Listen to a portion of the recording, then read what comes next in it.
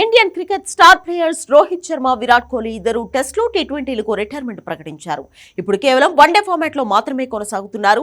2027 one day world cup వరకు వీరిద్దరూ వన్డేలు ఆడే అవకాశం ఉంది. అయితే భారత మాజీ స్పిన్నర్ హర్భజన్ సింగ్ మాత్రం అది కష్టమని చెబుతున్నారు. 2023లో రోహిత్ కెప్టెన్సీలో ఇండియా వరల్డ్ కప్ ఫైనల్ కు చేరింది. కానీ మరో కప్పు గెలిచే అవకాశాన్ని చేజార్చుకుంది. ఆ తర్వాత భారత్ 2024 టీ20 వరల్డ్ కప్ గెలిచింది. వెంటనే రోహిత్, కోహ్లీ షార్ట్ ఫార్మాట్ కి రిటైర్మెంట్ ఇచ్చేశారు. ఇటీవల టెస్టుల నుంచి కూడా తప్పుకున్నారు.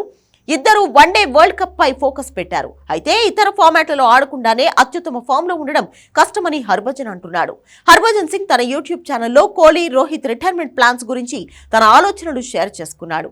రెండు ఫార్మాట్ల నుంచి తప్పుకోవడం వల్ల మ్యాచ్ ప్రాక్టీస్ తగ్గొచ్చని, షార్ప్ గా ఉండడం, అత్యున్నత స్థాయిలో పోటీ పడడం కష్టమవుతుందని భజ్జీ అభిప్రాయపడ్డాడు. కంటిన్యూస్ గా గేమ్ ఆడకపోతే ఎవరైనా వెనకబడిపోతారని అంచనా వేశాడు.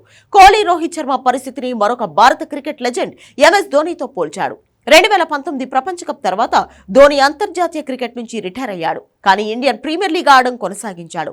అయితే ధోని ఇటీవల IPL సీజన్లో బ్యాటింగ్ లో పెద్దగా సక్సెస్ కాకపోవడాన్ని గుర్తు చేశాడు. ధోని ఫామ్ తగ్గుతూ వస్తుందని గుర్తు చేశాడు. రెగ్యులర్ గా అన్ని ఫార్మాట్లలో ఆడడానికి, ఒక ఫార్మాట్ కే పరిమితం కావడానికి మధ్య ఆట తీరులో తేడా ఉంటుందని హర్భజన్ విశ్లేషించాడు. ఇదిలా ఉంటే 2027 వరల్డ్ కప్ ఆడాలని టార్గెట్ గా పెట్టుకున్న కోహ్లీ, రోహిత్ ఆస్ట్రేలియాతో జరిగే వన్డే సిరీస్ లో ఆడే అవకాశాలు ఉన్నాయి. కానీ వచ్చే ప్రపంచ కప్ వరకు ఫిట్నెస్ సమస్యలు లేకుండా ఫామ్ కంటిన్యూ చేస్తేనే జట్టు ఎంపికలు వీరిద్దరిని పరిగణనలోకి తీసుకుంటారని తెలుస్తోంది.